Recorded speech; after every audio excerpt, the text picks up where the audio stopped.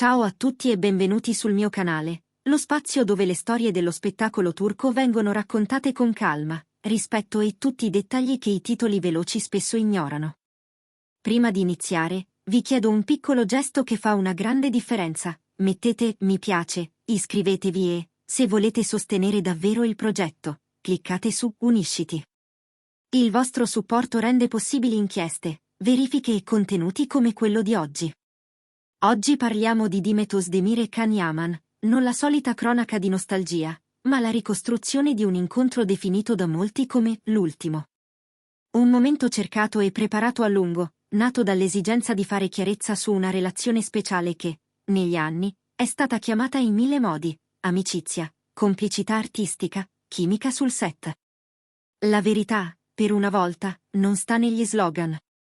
Sta nelle parole scelte, nei tempi rispettati e in una scelta condivisa: chiudere un capitolo senza bruciare il libro.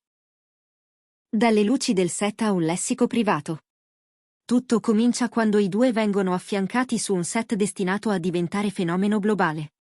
Sullo schermo, Demet Özdemir e Can Yaman sono esplosivi, fuori campo, imparano una grammatica che non si improvvisa, arrivare puntuali alle prove, proteggere la concentrazione dell'altro, non rubare la scena quando una battuta ha bisogno di spazio per respirare. Nasce così un lessico privato: sguardi che anticipano i movimenti di macchina, appunti lasciati nel copione con righe sottili di matita, piccole battute in codice per sciogliere la tensione prima di una scena emotiva. Quella lingua li segue oltre il set. Nella memoria dei fan restano caffè improvvisati, saluti veloci tra aeroporti e interviste, foto rubate in cui la spontaneità vince sullo styling. Ma la vita scorre, e con la vita cambiano gli orari, le città, le priorità. È in questa trasformazione che si inserisce Uzan Koç. Matrimonio, nuove responsabilità, un racconto personale che non cancella il passato, ma lo ricolloca. Un'amicizia che resiste alle definizioni. Il punto centrale, spesso frainteso, è questo: la relazione tra Demet e Can non chiede etichette. Durante il matrimonio di Demet Özdemir con Uzan Koç, i contatti con Can non diventano un'ombra, né un pretesto per gossip, restano ciò che sono sempre stati quando serviva: parole prudenti, rispetto dei confini, assenza di spettacolo. Nessun triangolo, nessuna competizione, nessun retroscena che meriti di essere urlato. Solo l'idea che due persone possano custodire un affetto antico senza farlo esplodere in una narrazione che non appartiene loro. Col tempo, però, cresce una domanda condivisa: cosa farne di quella lingua privata quando le strade professionali si separano e le vite prendono curve diverse? Tenerla in un cassetto? Trasformarla in formalità? Fingere che non sia mai esistita? La risposta non arriva in un colpo. È un processo di mesi, messaggi rari, telefonate brevi, inviti declinati con gentilezza. Fino a quando, in una mattina qualunque, nasce l'idea di un incontro conclusivo, non per riaccendere vecchie braci, ma per salutare bene. Perché l'ultimo incontro? Chiamarlo ultimo non significa sigillare il passato con un lucchetto, ma riconoscere che certi cerchi vanno chiusi per non trasformarsi in prigioni sentimentali. Demet e Can concordano su alcuni punti essenziali: niente telecamere, niente comunicati, niente colpi di scena social. Solo un luogo neutro, un tempo definito, la libertà di dirsi ciò che negli anni è rimasto frainteso dal rumore di fondo. Scegliere il quando non è stato semplice. I calendari sono labirinti. Demet si divide tra set e sala prove, Can alterna preparazione fisica e letture per nuovi progetti. Alla fine, la finestra si apre nel tardo pomeriggio di un giorno feriale, quando Istanbul abbassa il volume e il Bosforo si colora di rame.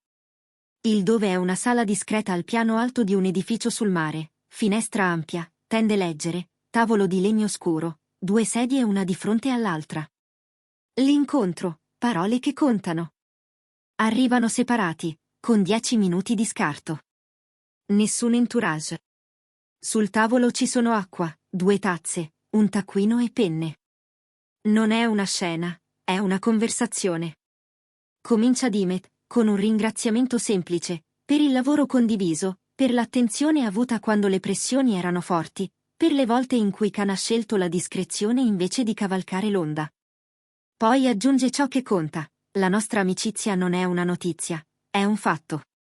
Ma i fatti, se non li proteggi, si consumano. Khan ascolta, poi risponde senza frasi a effetto. Parla di stima, di devozione professionale, di come alcune scelte fatte negli anni siano state lette male. Non chiede di tornare indietro, chiede solo che il ricordo non venga usato come moneta di scambio. Riconosce i momenti in cui avrebbe potuto parlare meno, esporsi meno, rendere più facile la vita a chi lo guardava da vicino. Non cerca soluzioni. Cerca misura. Seguono domande pratiche. Come gestire le richieste dei brand che li vogliono insieme per nostalgia? Come evitare che un saluto dietro le quinte diventi un caso internazionale? Come impedire che chi li ha amati sullo schermo si senta tradito dal loro desiderio di semplicità? Alla fine annotano 3 regole, chiare e non negoziabili. Niente progetti insieme se la storia non li merita davvero. Niente smentite teatrali sui social, meno parole, più coerenza.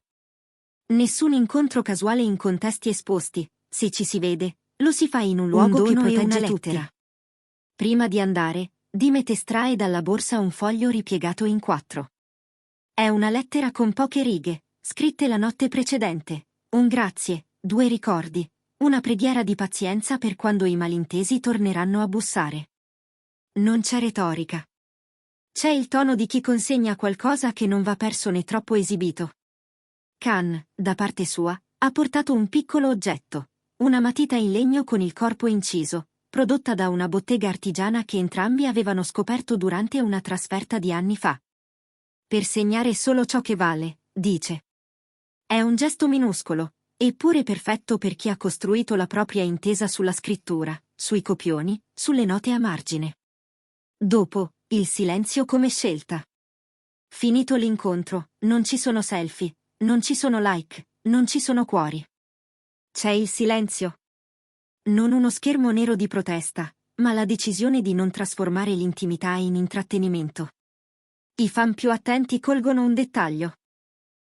Nel giro di 48 ore entrambi pubblicano, sui rispettivi profili, immagini che parlano di ritmo e normalità.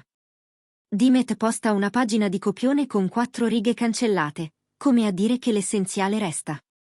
Khan inquadra la luce della mattina che attraversa la cucina, una tazza sul tavolo, una frase breve, andare.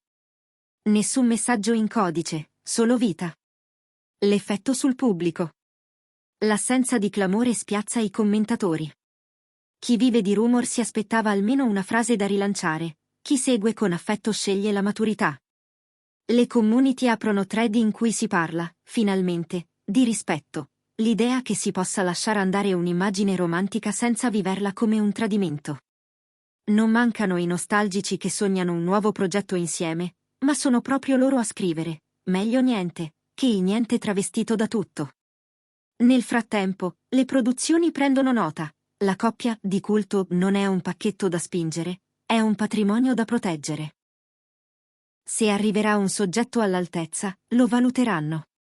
Fino ad allora, meglio non forzare. Perché questa storia è importante, anche per noi. L'ultimo incontro fra Dimet Özdemir e Can Yaman non parla di addii fragorosi. Parla di cura. In un tempo in cui ogni legame pubblico diventa contenuto, scegliere il pudore è rivoluzionario. Significa restituire al pubblico ciò che al pubblico spetta, i personaggi, le scene, i progetti, e tenere per sé il resto. Significa ricordare che le persone non sono l'estensione dei personaggi che amiamo. Che gli affetti possono cambiare forma senza perdere dignità. Che si può ringraziare e salutare senza spettacolarizzare il gesto. Un invito a guardare meglio.